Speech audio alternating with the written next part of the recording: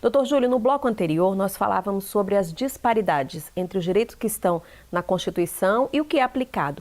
Essa não aplicabilidade, o peso, o perfil do Estado, ideológico do Estado, tem peso nisso? Sem dúvida. Veja, os direitos fundamentais é um tema muito importante e, evidentemente, nós não podemos discuti-lo sem olhar para o mundo. Quando discutimos, por exemplo, a temática nos Estados Unidos, que é riquíssima a jurisprudência e a doutrina a respeito desse tema, não se fala, por exemplo, em direitos sociais. A Constituição não prevê isso, a jurisprudência não aceita de forma alguma que o Estado haja do ponto de vista positivo para dar prestações, a não ser em casos absolutamente pontuais. Quando nós falamos do direito alemão, em contrapartida, eu já cheguei a mencionar, não há um rol expresso na Constituição de direitos fundamentais sociais.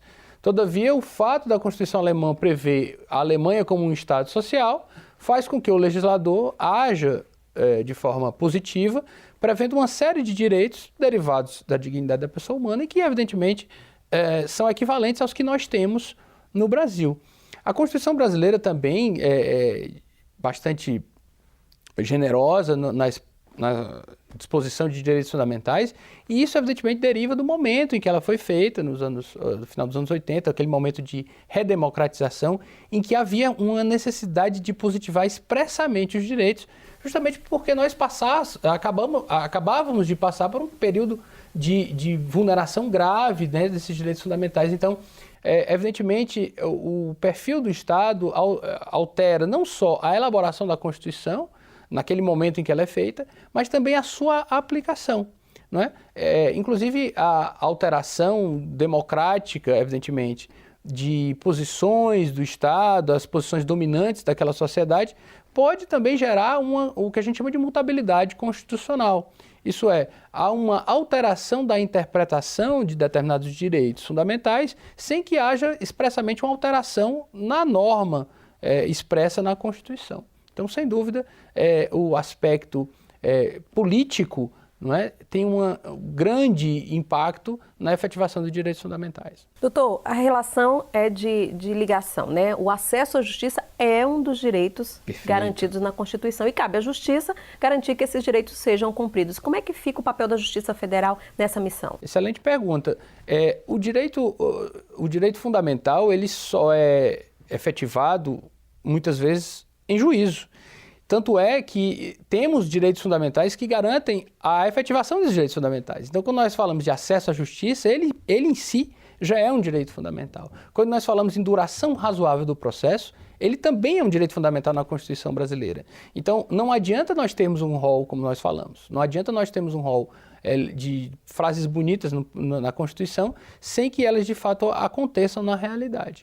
Então, quando nós tratamos da temática na Justiça Federal, essa temática é bastante recorrente, né?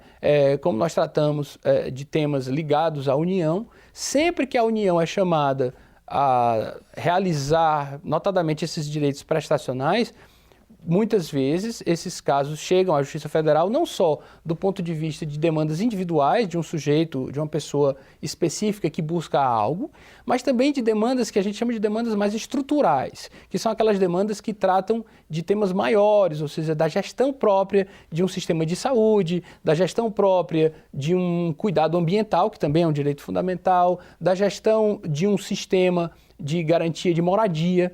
Então, os desafios que a efetivação dos direitos fundamentais apresentam na Justiça Federal são muitos, porque nós tratamos de vários aspectos dessa efetivação. E quais os casos que mais chegam?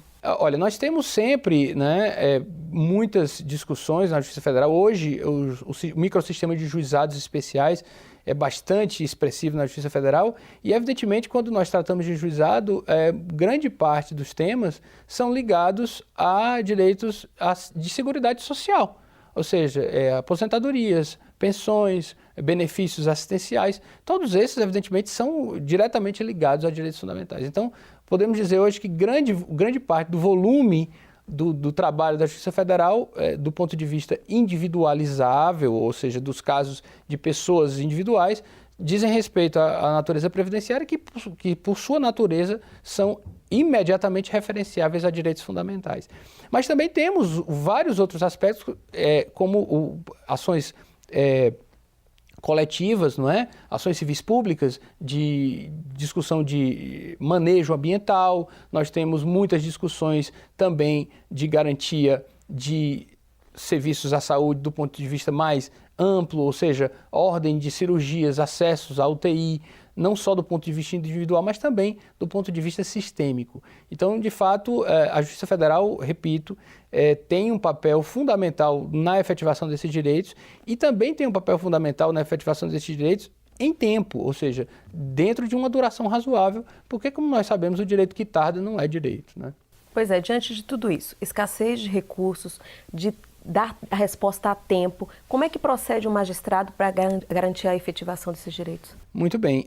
Nós temos grandes experiências de efetivação de direitos fundamentais, não só no campo da gestão processual, de volume de demandas, por exemplo, nos casos de juizados e turmas recursais, o volume é absolutamente grande no dia a dia. Nós temos, na 5ª Região, por exemplo, várias que recebem 900 processos por mês.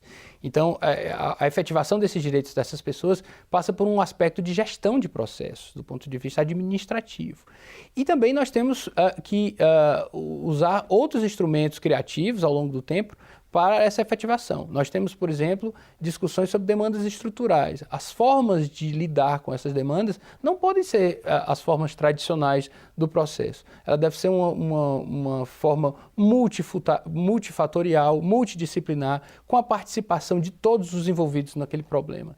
Então, de fato, para que nós consigamos dar efetividade a esses direitos, nós não bastamos conhecer a lei, não é bastante conhecer a lei, não é bastante conhecer a Constituição. É interessante, é importante, é fundamental também saber gerir esses processos, do ponto de vista administrativo, de gestão de processos, mas também de soluções criativas, obviamente dentro do sistema legal, para que essas soluções apareçam.